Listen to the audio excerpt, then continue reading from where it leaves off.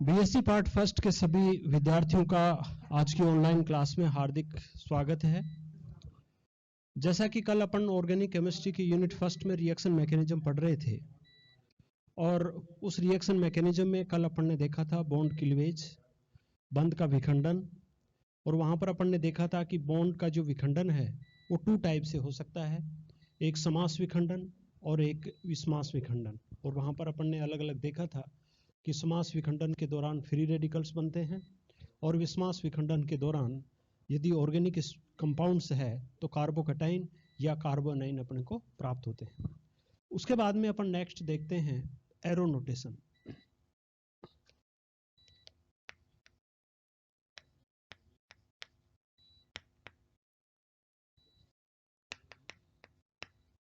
Arrow notation का मतलब होता है कि जब भी कोई रिएक्शन होती है और उस रिएक्शन के दौरान बॉन्ड का क्लीवेज होता है तो बॉन्ड के विखंडन से जो इलेक्ट्रॉन का जो ट्रांसफर होता है उन इलेक्ट्रॉन के ट्रांसफर को अपन सामान्यतः एरो के द्वारा प्रदर्शित करते हैं। तो यहाँ पर अपन ये देखेंगे कि यदि मान लीजिए सिंगल इलेक्ट्रॉन का ट्रांसफर हो रहा है या डबल इलेक्ट्रॉन का ट्रांसफर हो रहा है तो अपन किस किस प्रकार के जो एरोज होते हैं, जो तीर होते हैं ना, जिसको हिंदी में कहें तो उनको अपन किस प्रकार से यूज में लेते हैं, उनको कैसे यूज में लेते हैं और किस प्रकार के इलेक्ट्रॉन ट्रांसफर के लिए किस प्रकार के एरो को काम में लेते हैं, तो ये एरो नोटेशन है। ठीक है, यहाँ पर आप यूं देखिए तीन प्रकार के एरो काम में लेते हैं। यहाँ पर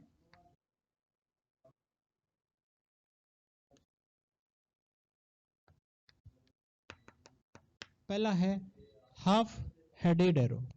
हाफ जो हेडेड एरो होता है इसको देखिए रिप्रेजेंट इस तरीके से करते हैं। यहाँ पर ये जैसे नोक होती है ना, दो नोक होती है किसी एरो के, तो यहाँ पर एक ही नोक है तो एक नोक होती है तो इसको अपन लिखते हैं हाफ हेडेड एरो। और जो हाफ हेडेड एरो है वो जनरली वन इलेक्ट्रॉन ट्रांसफर को शो करता है।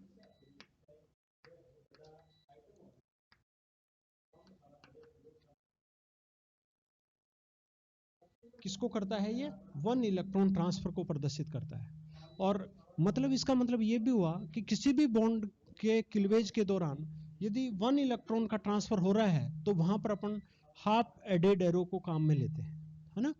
जिस प्रकार से आप यहाँ पर देख रहे हो कि जैसे ए और यहाँ पर जैसे बी, तो यहाँ पर अपन देखेंगे कि यहाँ पर बॉन्ड के कितने इलेक्ट्रॉन हैं? दो इलेक्ट्रॉन। और कल अपन ने देखा था कि जब होमोलाइटिक क्लीवेज हुआ था, समास विखंडन हुआ था, तो इस प्रकार का एरो काम में लिया था। तो ये जो एरो है ये क्या कर रहा है? सिंगल इलेक्ट्रॉन के ट्रांसफर को शो कर रहा है। और सिंगल इलेक्ट्रॉन के ट्रांसफर को शो कर रहा है तो यहाँ पर आप देख रहे हो कि एक इलेक्ट्रॉन ए एटम के ऊपर और एक इलेक्ट्रॉन है वो बी एटम के ऊपर आ रहा है। ठीक है, तो यहाँ पर आप समझ रहे हो ना कि हाफ एडेड एरो है उसको इस तरीके से रिप्रेजेंट करते हैं। जब भी इस तरीके का एरो काम में लिया जाएगा तो अपन वहां पर क्या देखेंगे कि वहां पर सिंगल इलेक्ट्रॉन का ट्रांसफर हो रहा है। तो यहाँ पर जब भी सिंगल इलेक्ट्रॉन का ट्रांसफर होता है तो हाफ हेडेड एरो है उसको यूज में लाते हैं। दूसरा और देखिए आप कारोड एरो, जिसको अपन बोलते हैं वक्र तीर संकेतन। कारोड एरो, कारोड एरो होता है उसको अपन इस तरीके से रिप्रेजेंट करते हैं ऐसे। यहाँ पर जैसे एक ही नोक है ना, यहाँ पर दोनों नोक हैं और ये जो इस तरीके से तो इसको रिप्रेजेंट करते हैं। और ये क्या काम करता है? ये टू इलेक्ट्रॉन ट्रांसफर को शो करता है। जब भी दो इलेक्ट्रॉन का ट्रांसफर होता है, दो इलेक्ट्रॉन का स्थानांतरण होता है तो अपन कारोड एरो काम में लेते हैं। ठीक है, तो यहाँ पर ये इस तरीके से इसको भी अपन यू रिप्रेजेंट कर सकते हैं जैसे ए और बी। यहाँ पर बॉन्ड में कितने इलेक्ट्रॉन हैं? दो इलेक्ट्रॉन। तो ये दोनों एक ही उसके ऊपर जा रहे हैं, एटम के ऊपर।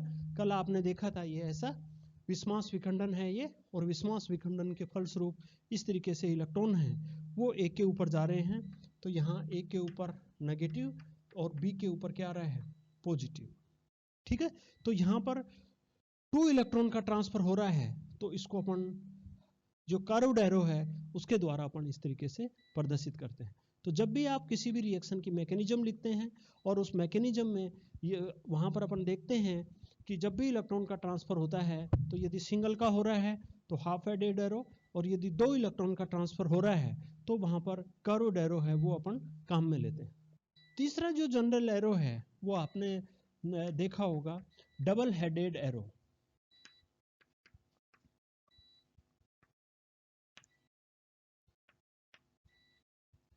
डबल हेडेड एरो में देखिए ऐसे, यहाँ इस तरीके से भी है इसके और इस तरीके से भी है, तो इसको अपन बोलते हैं डबल हेडेड एरो।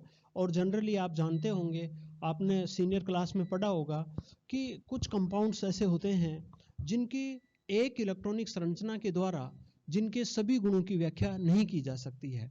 उसकी जो भी सारी प्रॉपर्टीज हैं, उन सारी प्रॉपर्टीज का जो एक्सप्लेनेशन है वो किसी एक इलेक्ट्रॉनिक स्ट्रक्चर्स के द्वारा नहीं दिया जा सकता है।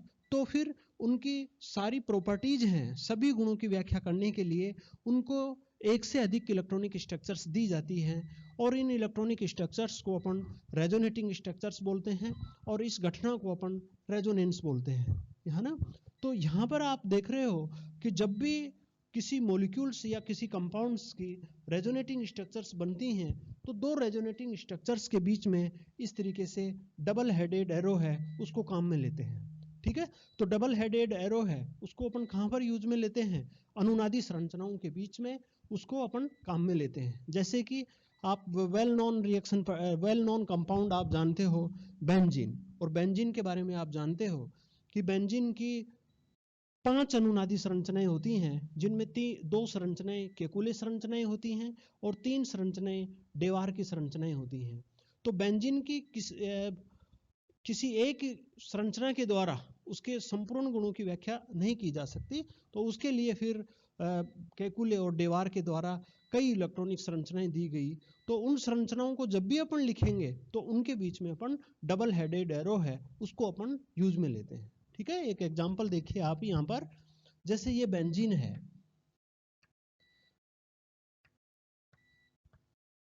और ये बेंजीन की दूसरी अनुनादी संरचना है, और ये दोनों अनुनादी संरचनाओं के बीच में ये डबल हेडेड एरो काम में लेते हैं। इनको अपन बोलते हैं केकुले रेजोनेटिंग स्ट्रक्चर्स।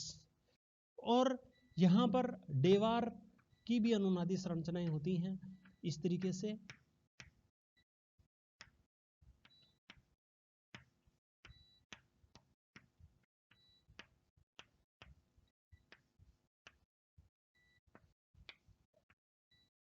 ये डेवार की अनुनादी संरचनाएं हैं।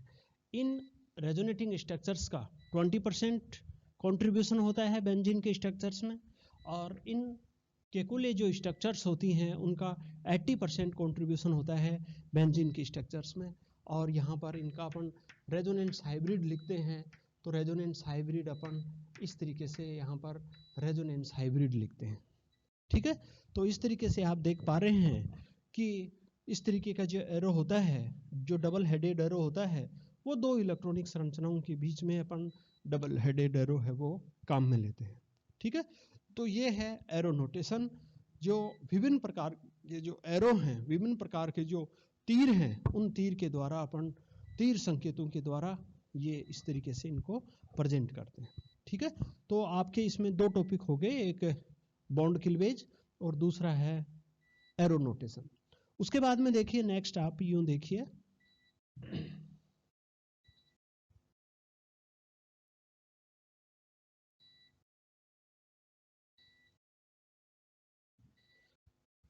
नेक्स्ट अपन देखते हैं इंटरमीडिएट स्पीसीज।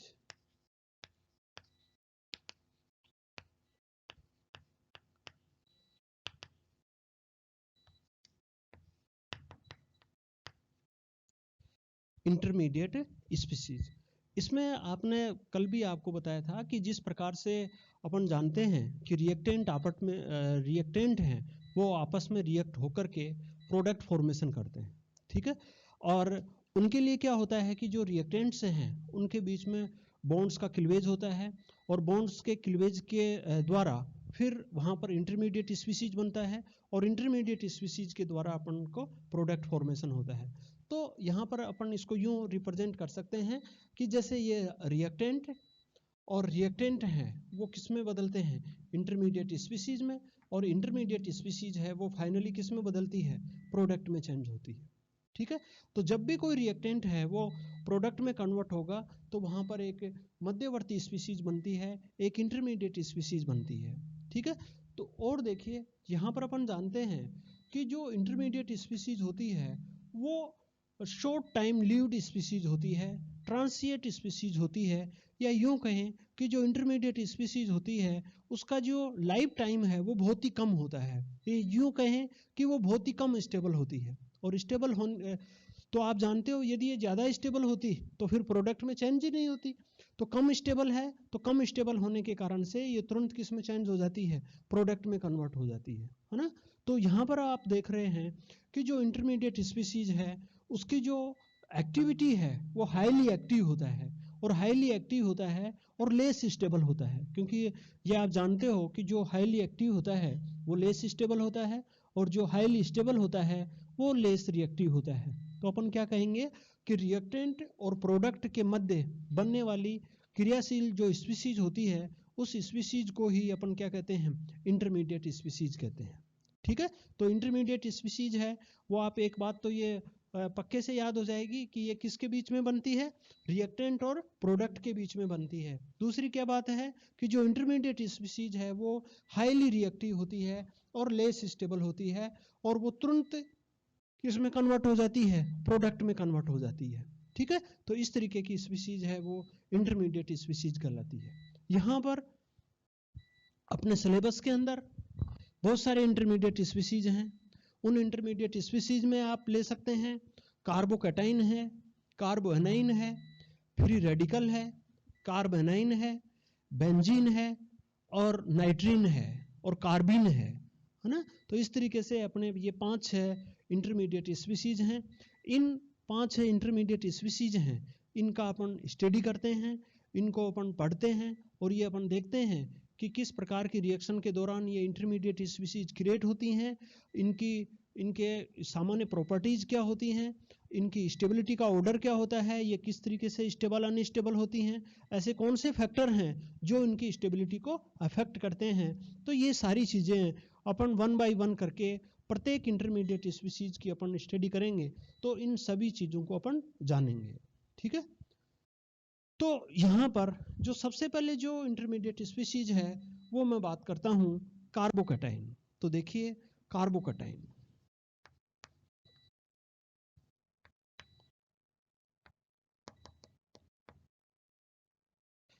कल आपने पढ़ा था विस्मास विखंडन, और विस्मास विखंडन में आपने पढ़ा था कि जब हाइड्रोलाइटिक क्लीवेज होता है, विस्मास विखंडन होता है, तो बॉन्ड के जो इलेक्ट्रॉन्स हैं वो मोर इलेक्ट्रोनेगेटिव एटम की ओर गमन करते हैं, और उसके ऊपर गमन करने के कारण से जहाँ पर इलेक्ट्रॉन जाते हैं, और यदि वहाँ पर कार्बन एटम है तो कार्बन पर यदि नेगेटिव चार्ज आता है तो ऐसी स्पीसीज को अपन कार्बोनाइन बोलते हैं, और यदि कार्बन पर पॉजिटिव चार्ज आता है तो ऐसी स्पीसीज को अपन कार्बोकैटाइन कहते हैं। तो यहाँ पर जो कार्बोकैटाइन होता है वो कार्बोकैटाइन को अपन इस तरीके से लिखेंगे, ये ऐसे। तो कार्बोकैटाइन किसे कहेंगे, ऐसी इंटरमीडिएट स्पीसीज, समझ रहे हो ना, ऐसी इंटरमीडिएट स्पीसीज जिसमें कार्बन पर पॉजिटिव चार्ज होता है, ऐसी स्पीसीज को कार्बोकैटाइन कहते हैं। ठीक है, तो यहाँ पर ये आगे इसकी प्रॉपर्टीज में देखेंगे, ये क्या होता है, इसकी 3 वैलेंसी होती हैं, और ये जो 3 वैलेंसी हैं ये किसी एल्किल समूह के द्वारा या किसी हाइड्रोजन समूह के द्वारा ये सेटिस्फाइड रहती हैं, है ना, या किसी एरिल या एल्किल समूह के द्वारा भी ये सेटिस्फाइड रहती हैं। तो इस तरीके की जो स्पीसीज होती है उसको अपन क्या कहते हैं, कार्बोकैटाइन कहते हैं, जिसमें कार्बन के ऊपर पॉजिटिव चार्ज आता है। ठीक है, तो आपकी एक तो डेफिनेशन हो गई, क्या डेफिनेशन हो गई, वह इंटरमीडिएट स्पीसीज जिसमें कार्बन पर पॉजिटिव चार्ज होता है कार्बोकैटाइन कहलाती है। ठीक है, फिर उसके बाद में आप इसके जनरल फीचर्स देखिए।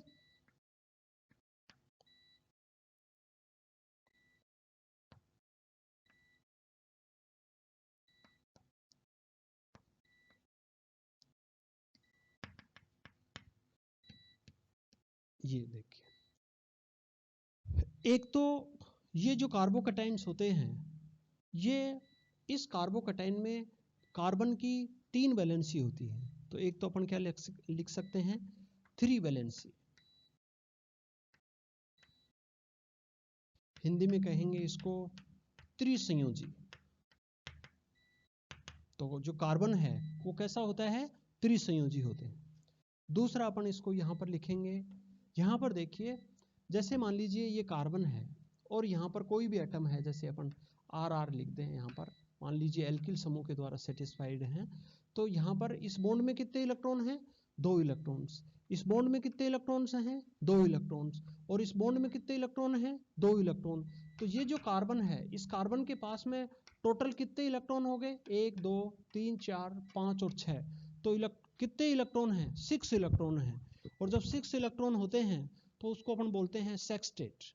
ठीक है, तो यहाँ पर आप देख रहे हो कि कार्बन के पास में इलेक्ट्रॉन का सेक्सटेट है, या यूं कहें कि इलेक्ट्रॉन्स का षष्टक है, और इसके पास में 6 इलेक्ट्रॉन्स हैं। ठीक है, तो यहाँ पर क्या कहेंगे, जिस कार्बन के ऊपर पॉजिटिव चार्ज होता है उस कार्बन के पास में 6 इलेक्ट्रॉन्स है, उस 6 इलेक्ट्रॉन का क्या होता है, सेक्सटेट होता है, षष्टक होता है। ठीक है, तो यहाँ पर जिस कार्बन के पास में 6 इलेक्ट्रॉनों का क्या है, षष्टक है।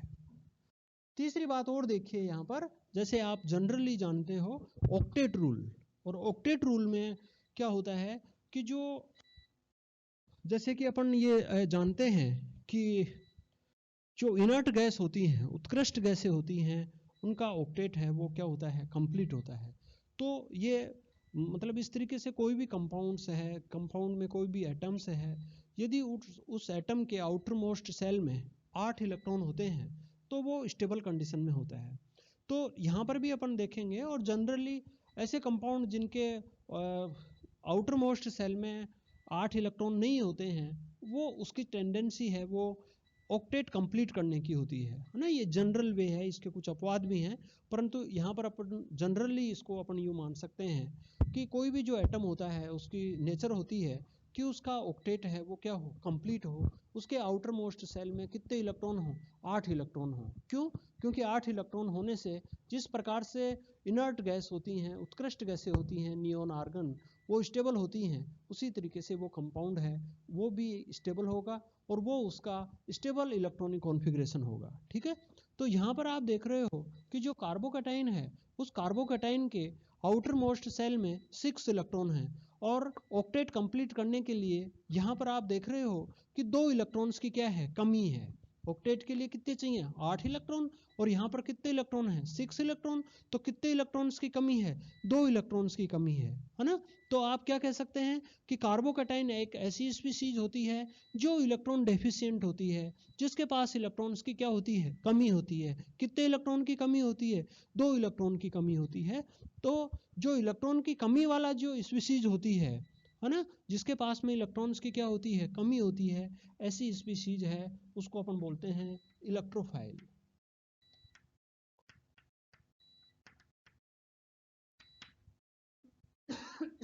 तो ये एज ए किसकी तरह भी कार्बोकैटाइन है वो क्या होता है, एक इलेक्ट्रोफाइल्स होता है, और रिएक्शन के दौरान कार्बोकैटाइन उस स्थान पर अटैक करता है, उस स्पेस पर अटैक करता है जहाँ पर इलेक्ट्रॉन डेंसिटी है वो क्या होती है, ज़्यादा होती है ना। क्योंकि इसके पास में, खुद के पास में इलेक्ट्रॉन्स की क्या होती है, कमी होती है। ठीक, उसके बाद में यहाँ पर अपन देखिए फोर्थ इसका देख सकते हैं कि ये जो कार्बोकैटाइन्स है, इस कार्बोकैटाइन में इस कार्बन पर क्या है, पॉजिटिव चार्ज है। तो जिस कार्बन पर पॉजिटिव चार्ज होता है उसमें आप हाइब्रिडाइजेशन की बात करें, उसमें आप संकरण की बात करें, तो आप यहाँ पर देखेंगे कि इसके ऊपर कोई लोन पेयर तो है नहीं, और बॉन्ड पेयर कितने हैं, 3 बॉन्ड पेयर हैं। तो जब 3 बॉन्ड पेयर ही होते हैं, कोई लोन पेयर नहीं होता है, तो उस एटम के अंदर sp2 हाइब्रिडाइजेशन होता है। ठीक है, तो यहाँ पर भी आप देखेंगे कि ये जो कार्बन एटम है, जिस कार्बन एटम के ऊपर जिस पॉजिटिव चार्ज है, वो कार्बन एटम sp2 हाइब्रिडाइजेशन रखता है, या उसमें sp2 हाइब्रिडाइजेशन होता है। तो यहाँ पर आप देखेंगे प्लस, और इसमें किस तरीके का हाइब्रिडाइजेशन है, sp2 संकरण है या sp2 हाइब्रिडाइजेशन है। ठीक है, तो ये इस तरीके से। यहाँ पर पांचवी बात इसके अपन स्ट्रक्चर्स की करें, स्ट्रक्चर्स में आप यूं देखिए कि sp2 संकरण है, और आप जानते हैं कि कोई भी जो सेंट्रल एटम होता है, केंद्रीय परमाणु होता है, उस केंद्रीय परमाणु के हाइब्रिडाइजेशन के अनुसार उस मॉलिक्यूल्स की या उस आयन की स्ट्रक्चर्स को अपन डिटरमाइन कर सकते हैं। ठीक है, जैसे आपने पढ़ा होगा sp3 संकरण है तो उसकी चतुष्फलकीय संरचना होगी, है ना। sp संकरण है तो उसकी लीनियर संरचना होगी, और इसी प्रकार से यदि sp2 संकरण है तो उसकी जो स्ट्रक्चर्स है वो होती है समतल त्रिकोणीय, है ना, और ट्राइगोनल प्लेनर, इस तरीके से उसकी क्या होती है, स्ट्रक्चर्स होती है। तो यहाँ पर आप देखेंगे इसकी स्ट्रक्चर्स के बारे में कि इसकी स्ट्रक्चर्स है वो क्या होगी,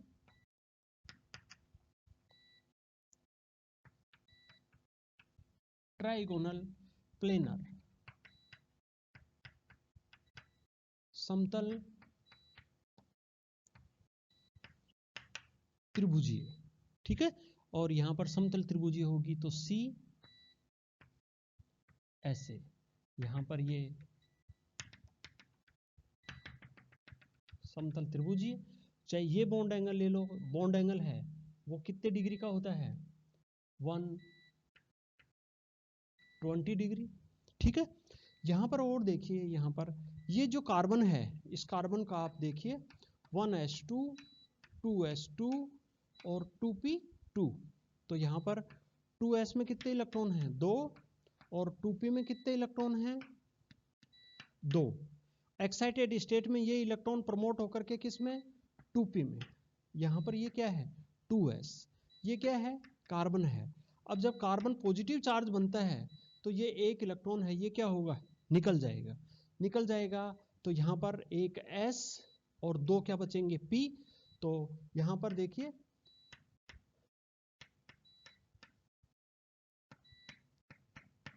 ये जो कार्बन पॉजिटिव है ना, जब कार्बन पर पॉजिटिव आता है तो पॉजिटिव तभी आता है जब एक इलेक्ट्रॉन्स की क्या हो जाती है, कमी। तो ये एक इलेक्ट्रॉन्स है, ये निकल जाता है। तो यहाँ पर ये कक्षा क्या रह गया, खाली। तो एक s और 2 p आपस में क्या करते हैं, संकरण करते हैं। तो कैसा संकरण होगा, sp2। तो यहाँ पर ने लिखा ही है कि इसमें कैसा संकरण है, sp2।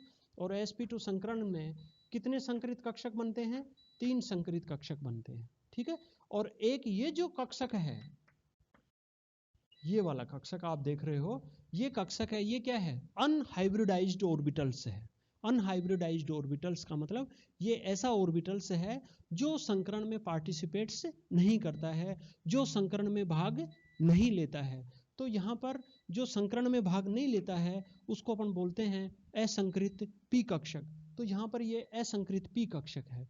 ये असंकृत पी, यहाँ पर ये तीनों हैं, है ना।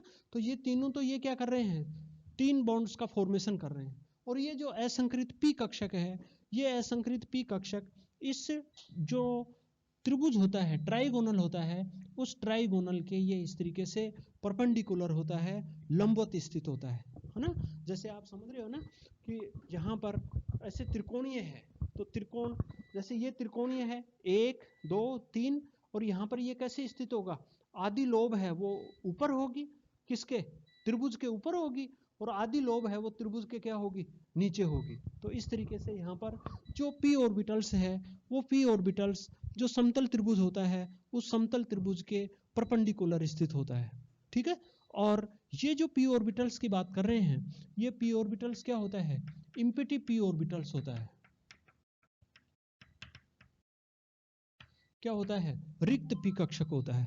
ठीक है, तो इस तरीके से आप यूं कह सकते हैं कि किस तरीके से अपन यहाँ पर रिक्त p कक्षक, और ये रिक्त p कक्षक है ये इस तरीके से यहाँ पर स्थित होता है, और जो कार्बोकैटाइन्स है उस कार्बोकैटाइन की इस तरीके की क्या होती है, स्ट्रक्चर्स होती है। तो यहाँ पर आप देख रहे हैं कि कार्बोकैटाइन्स क्या होता है, कार्बोकैटाइन्स की डेफिनेशन क्या होगी, कार्बोकैटाइन्स के जो जनरल फीचर्स हैं वो क्या होंगे, ये त्रिसंयोजी होता है। जिस कार्बन पर पॉजिटिव चार्ज होता है उसके आउटर मोस्ट सेल में, उसके बाह्यतम कोश में 6 इलेक्ट्रॉन्स होते हैं, अर्थात इलेक्ट्रॉनों का षष्टक होता है।